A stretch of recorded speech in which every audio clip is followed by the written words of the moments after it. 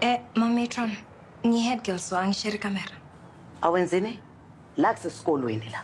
Asinayo nemibhede enough. Mawunenkinga uzohamba ukhuluma noprincipal. Uzolala la. Uhlala ungalishare kini, ayila.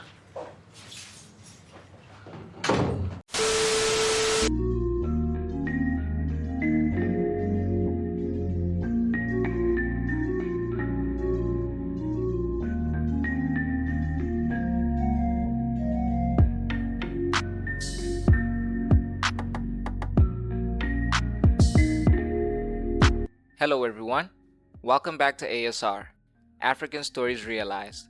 This is our first review of Youngins Season 1, which recently started airing on Showmax. The show follows the lives of teens in the Johannesburg boarding school of Olifantsfontein. Don't forget to like and subscribe. Let's get into it.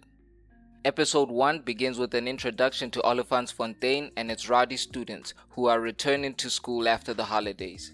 We meet the new girl, Amo from KZN, who gets dropped off by her aunt. She begins navigating her way through the school and makes fast friends with the eccentric Sefako, who helps Amo find her dorm. She is then introduced to her roommate, Buhle, the head girl of the school and a classic mean girl. After showing Amo to the girls' dorms, Sefako returned to his dorm where we were introduced to his best friend, Tumelo, and the show wasted no time letting us know that he was still a virgin. The two boys caught up with each other before linking up with Amo. Tumelo immediately started crushing on her, which led to an awkward introduction. The three students made their way to the dining hall, where all the new girls were being rated by the boys, who shouted out their ratings as each girl stepped up to collect their food.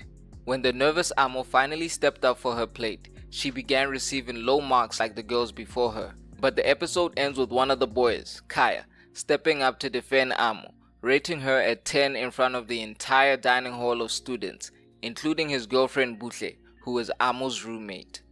Episode 2 picks up on the first day of school. In the boys' dorms, Tumelo admits to Sefako that he is falling hard for Amo. He asks Tumelo to invite Amo on a night out so he can try and make his move.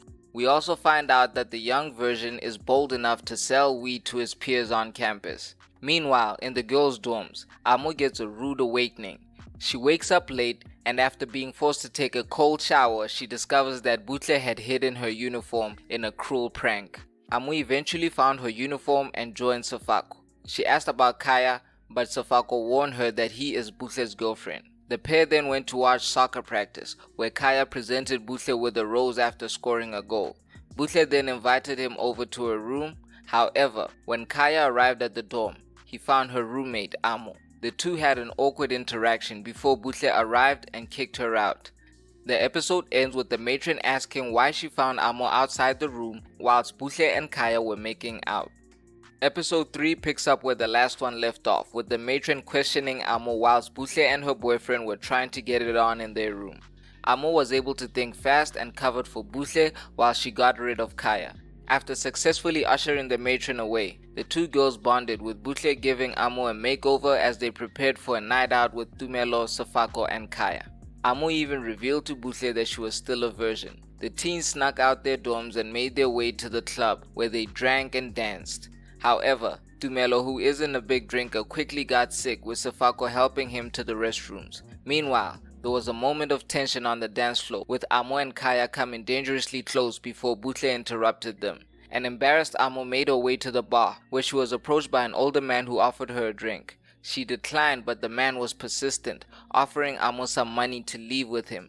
Amo resisted, but the man insisted, grabbing her by the arm. Luckily, the party was interrupted by the authorities, giving Amo and her friends an opportunity to make a break for it.